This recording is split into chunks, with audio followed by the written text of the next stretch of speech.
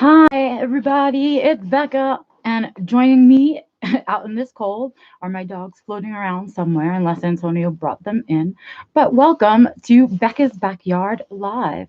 This is the first time I've ever done anything on my own, at least live. I've done a few live interviews, but that's about it. And you may wonder why it is that I am bundled up like this, like a crazy person right now. It is currently 6 degrees outside. And thus, you must be asking yourself, why then, Becca, are you sitting outside if it's 6 degrees? Well, first of all, the whole concept of Becca's backyard was kind of taking the time out of my day to sit alone in some quiet and kind of do some thinking and share those thoughts with you, right? And kind of update you what's going on in my life and all of that stuff.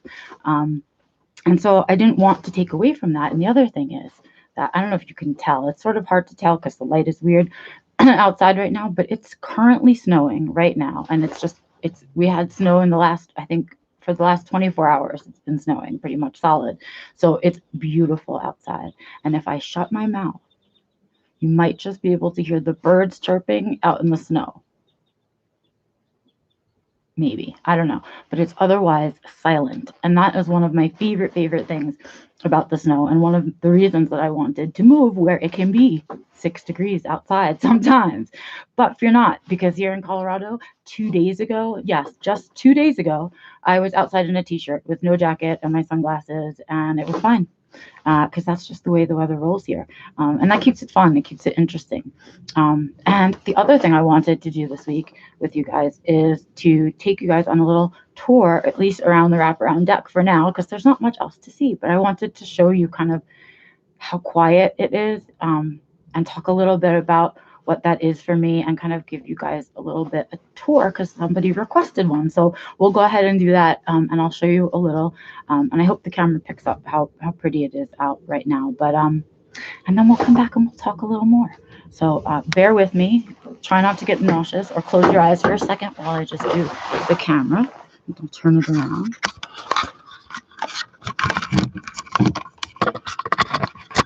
Okay. All right, so here we go, you guys. Currently, see if it'll. There we go. Okay, so we're walking kind of towards my driveway now from the side of the house. That's Antonio's truck over there, and you can see just how, it's so quiet. It's just nothing. It's so quiet. I know Antonio has the dogs inside probably then. Okay, so, and this is our front door right there. And that's kind of how you go out to the driveway, and the truck to the other side. This truck, that's mine, covered in snow because I don't want to go anywhere in this weather. So there it is. And then we'll kind of keep going around and going around. And you can kind of see that fence is my neighbor's fence over there. Right? It's just beautiful. This is all my backyard right here. And we're going around. Oh, look, my freezers and our barbecue. Isn't that exciting? And our snowy chairs. That's why I'm on the other side this time, because I didn't want to clean the chairs off either.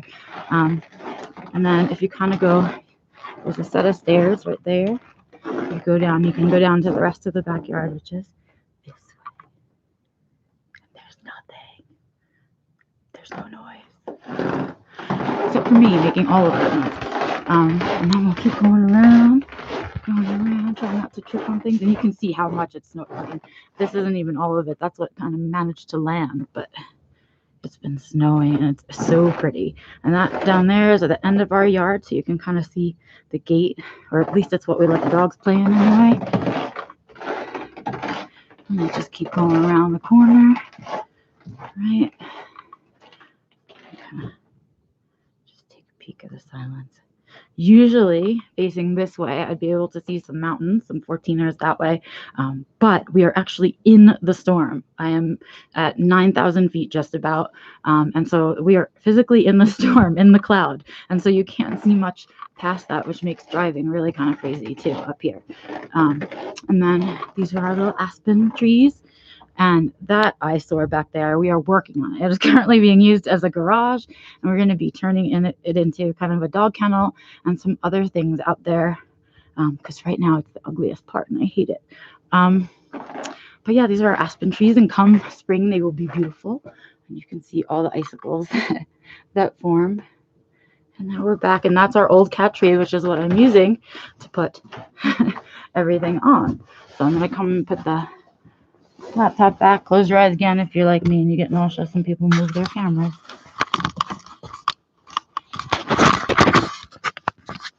All right, here we go. Okay, yay. All right, so I am now back around, and I'm gonna put my blanket back on because it is freezing. Anyway, now I can take a minute, kind of read the things that you're saying. And so bear with me with all of this, you guys, because I seriously have not ever done one of these. And so it's a lot of things to do. I'll get better at it, I'm sure. I got better at YouTube, get better at this part too. But I'm really enjoying the idea that we can be kind of sharing space and time together instead of not sharing space and time. And I get to kind of share with you in the right now what it is that I'm feeling, not 20 minutes from now after I finally get it to upload or whatever the case may be. And that's kind of neat. So hi, Nancy, I see you. Yay. Oh, you must be so warm in Southern California right now looking at this. It is magical. Joe, you stayed up. I'm so excited. Hi. I'm so excited you stayed awake. Yeah. So it is just beautiful here. And it's that silence is what I was looking for. And I don't talk about it often, but I guess when we're doing these videos, I'm going to talk about it a little bit more. So, one of the things that brought me here to Colorado is that I have always, my entire life, had huge sensory issues. Of course, I didn't know that's what they were. Nobody told me that's what they were called. And there was no kind of way to describe it or deal with it other than I knew it was going on. And I knew I was in pain most of the time with headaches and stuff. And I knew it was something else, but they began to call it migraines, and that's kind of what I was treated with. But and now that I'm diagnosed, I know I am a very sensory sensitive person. For me, it seems to be light and sound and smell that are my big ones. That seems to be just the way that I've been built. So I really know that the best way for me to not just survive on this planet, but to thrive on this planet is to make sure that I build an environment that really works for me, that suits my brain, that suits my thinking, that suits my kind of style of wanting to be, that aligns itself with my purpose, right? So that's what I was in search of. And as some of you may know, and some of you may not know, I was actually born and raised in New York City, actually in Queens. And so born in the Bronx, raised in Queens. And I had always lived there. My family had always lived there. Like, people don't leave New York. They think it's the best place in the whole world to live. But as you can sort of try to imagine, it is a sensory nightmare to live in New York City, and to have to try to travel to work and use the transportation during rush hour and all of those things. But I was doing it. I was surviving, right? I was surviving in New York. I could get to work. I knew where I was going and all of those things, and I could set up a routine. But I was physically miserable. And I knew since a very young age that I wanted to get out of New York, that it wasn't my place, that it wasn't where I wanted to be. So I've been kind of searching for where the other place is. And along my little journey through life, as I fell in love with The Hobbit, I realized that I was really like a mountain creature. And I really wanted to be in the mountains all alone, where it's quiet and no one can bother me, so that I can read and I can write and I can do the things that as an introvert I really enjoy. And that was incredibly, incredibly difficult for people to understand, who think that New York is the end all be all of all things. But it's not. And after very, very, very many years of surviving and struggling and surviving and struggling, I finally decided that I was going to create the life that I don't need a vacation from, that I'd had enough. And I was tired of wasting my time on this planet being miserable. And I was going to take control of all of it. And so I started making changes in my life to kind of bring me along that path. And I set a goal for myself to get out of New York. And in setting that goal, where was I going to end up? I knew the mountains. I knew that's where I wanted to go. Since I lived in New York, I thought it was going to be Massachusetts. But no, come to, whatever, I was 16 then, and I'm 43 now. So whatever that math is, all of these years later, I met Antonio, and he too wanted to get out of New York. And as a team, it was a lot easier to get out. And when Colorado presented itself, I knew that it was perfect. And when we had finally gotten all of our paperwork together and all of the, whatever, your ducks in a row, or whatever it is that people say, ready to get a mortgage, we were ready to buy a house here. And I never imagined in my lifetime I would ever be a homeowner. Not with somebody who has an employment history like mine. Not somebody who's lived in the city where the cost of living kind of takes everything that you're earning out of you. And so I never imagined that I would actually get out of New York, that I would find a place that I felt like was home for the first time, and that I would become a homeowner. So as I sit here, like in this moment, in the 6 degrees, loving every second of it, I need to share with you guys that I am immensely grateful for the position that I'm sitting in right now.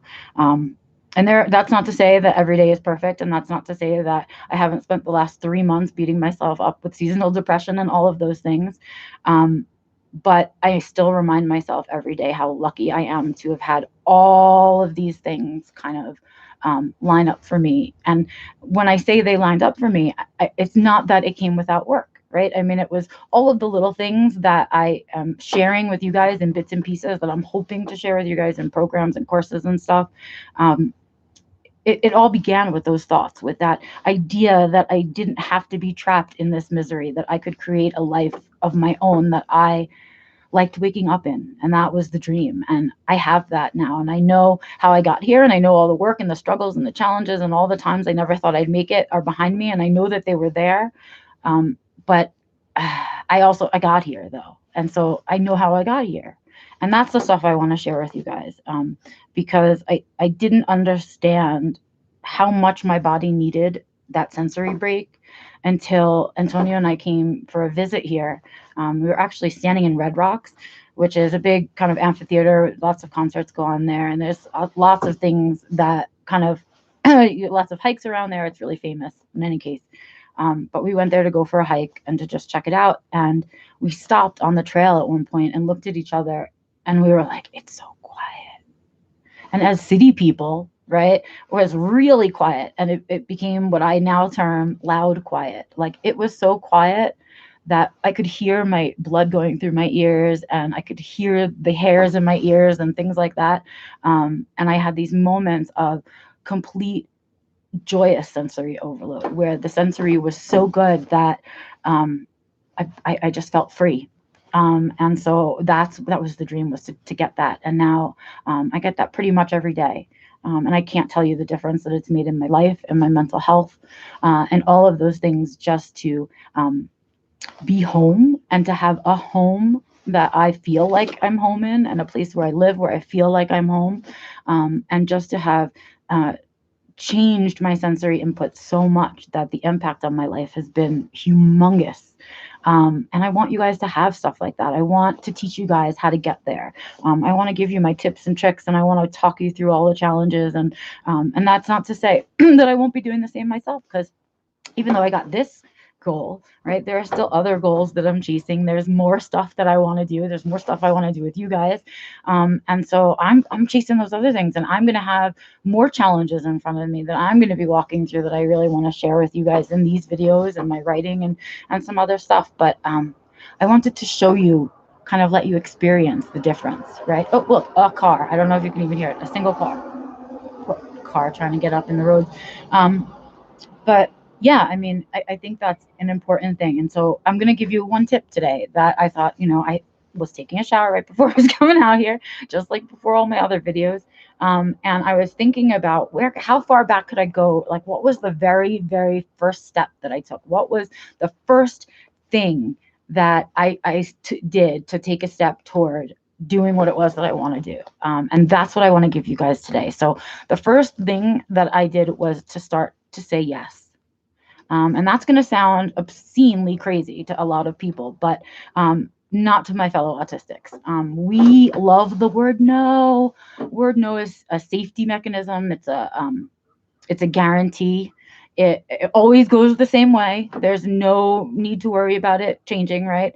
And so for a lot of us, no becomes the gut response. It becomes your habitual response. Do you want to do this? No. What if you try this? No, no, no, no. Why? Because we've been burned so many times by saying yes. And what we need to remember is that when we start to live an authentic life and we begin to really articulate our needs, the reason for saying no doesn't exist anymore, right? And you can't take steps forward by saying no, and nothing's going to change if you keep saying no. So you can complain about where you're at and what's going on, but you're never going to get past it if you're just saying no. It's just always going to be. So that was the very first thing that I did. And it sounds silly. You see people do little YouTube videos about it, or like, for 24 hours, I did everything my girlfriend told me to do, or for 24 hours, I said yes to everything, right? And Yes Man, the movie, and all of that. But it simply means to take that pause, because the pause is something we don't allow ourselves either. We don't allow ourselves that processing time to take in the information that's being asked for us, process it through, decide what we want to do, and then give it back out, right? And the reason for that is that neurotypicals have some weird timeline about when they expect a response, or a timely response in a conversation, right? There's an expectation of how that ping ponging should go. And our clock is a little bit different for many of us. And because we've spent a long time kind of wanting to camouflage that and mask that and fit in and do all of those things, we've learned that we need to respond quickly. Well, what's a quick response that's not going to get you in trouble in any way, or doing something that you don't like to do? Well, no, right? And so it's about taking the time to pause and really questioning, is it something you want to say no to, or is it something that could possibly go well, and is it something I can start saying yes to? Right? You don't want to be an over yeser, because then you're going to give away all your spoons to other people. So it's about taking the pause before you say the yes or the no. And to be using yes more often. Make a conscious effort to say yes. And by that, I don't mean literally saying yes. I mean, when you think to yourself, should I go to the movies tomorrow? It's going to be so cold. There'll be a lot of people there. I don't feel like spending the money, blah, blah, blah. And instead say, you know what? Yes, I'm going to go to the movies tomorrow. Or whatever that little step is to you, because all of those little steps begin to undo the old habits and recreate the new habits for you, so that it comes just as easily for you to say yes as it does no. And it comes just as easily for you to pause in that moment, take the time that you need, and then respond, instead of worrying so much about other people's comfort, right? It's something I talk about all the time. I refuse to be uncomfortable so that you can be comfortable, right? That's how autistics are taught to be. It's okay for us to be uncomfortable, but not okay for everybody else to ever feel uncomfortable. And so I want to change that around, and I changed it around in my life. And I think we need to learn that it's okay to ask for those little things, right? Um, and I guess that's what I want to leave you with, is just to try with some yeses, try taking them on, try saying yes to the things that are out of your comfort zone, and push your challenge lines a little bit, because if you don't, you'll never get the things that you're wishing and hoping for. It'll just always stay the same. It'll stay in no zone. And you'll never kind of finish up with that. Let me catch up with you guys. Oh yeah. Oh, the country. Oh, I bet you. I bet you by you, the countryside is so beautiful. I think it's one of the few places that I still really want to visit. So I've been to Europe a few times, been to Paris, not a fan. Again, big city, doesn't matter where you are. And then Antonia and I went to Scotland, and that was, I can't even talk, it gives me goosebumps. It was like one of my favorite all-time vacations, trips, all of it put together. I loved it there a ton. So, UK is my heart, probably. And so I've never been to England, and so I would love to get to England and see parts of it, and I'd love to go to Ireland, and I guess eventually Wales. Why not hit them all, right? But I really am interested in that, and I think the only other place I'm really interested in traveling is Costa Rica, I guess. That's a really big one for me, because they have a sloth sanctuary there, and I have a tiny obsession with like the little pig faces of sloths, and I just love them. Okay. Well, yeah, I know we're scenery people, right? Because that's the sensory piece that I was talking about, right? Whether it's the mountains, the hills, the snow, the ocean, the rain, the thunderstorms, whatever it is, all of that stuff, when it's good and you have sensory issues, are really, really good. It's the other side of sensory, and I love it so, so, so much. And I guess that's really kind of all I wanted to share with you guys today. I am getting cold. My fingertips are getting cold. But I've had a really good time talking to you, and I hope you've enjoyed it. And next time you might see me in a t-shirt. Who knows what the weather is going to be? But I do know for the next, I don't know, a week and a half, we've got snow just about every day. So I'm going to enjoy the quiet of the snow and try to take some good pictures. Why don't you guys take some pictures? I would love, love, love, love if you took some pictures around where you are and show me some of the pretty things that you do for your sensory. Where are the hidden nooks near you that you use? Yes, for sloth people. Yay, you guys. So fun. But yeah, so let's share that stuff with each other. Let's start to share the secrets of not just surviving on the spectrum, but thriving, right? Those are all the little secrets, the things that we use to get through all of those tough days, right? All right. Well, that's about it for me today and Becca's Backyard. I am Becca Lori Hector. Again, go ahead and subscribe to the channel because I will be doing Becca's Backyard on Tuesdays, sometime in the afternoon. 2:20 my time is what I did this week. I think I'm going to try 1:20 next time. It's a little later than I'd want it to be here. I'd want more midday because I think I can cover more of you. So I am going to try that next week. So, but look for an announcement. I'll share that part with you, the link and all that stuff, so you can be here. And yeah, we'll keep doing this because let's get to know each other. Let's share what it is that we're doing to get where it is that we want to go so we can get there faster or better or with more joy along the way, at least, and not feeling quite so isolated about the journey. So let's do that together. Thank you so much for joining me today. And if you're catching it later on, maybe you'll join me next week. Go ahead, subscribe to the channel. Thumbs up, thumbs down. Let me know how I'm doing. And of course, leave me comments. I love reading your comments. I love answering them. And I also love getting emails from you. So if there's anything that you think I should be talking about or something you want me to talk about that you want to hear more about, please go ahead and send me an email. You can send it to info@beccalori.com. And that'll do it for me. I'm going to go get warm by the fire and snuggle some puppies. I will see you guys on Friday for a Neurodiversity Newsstand. And until then, have an amazing day.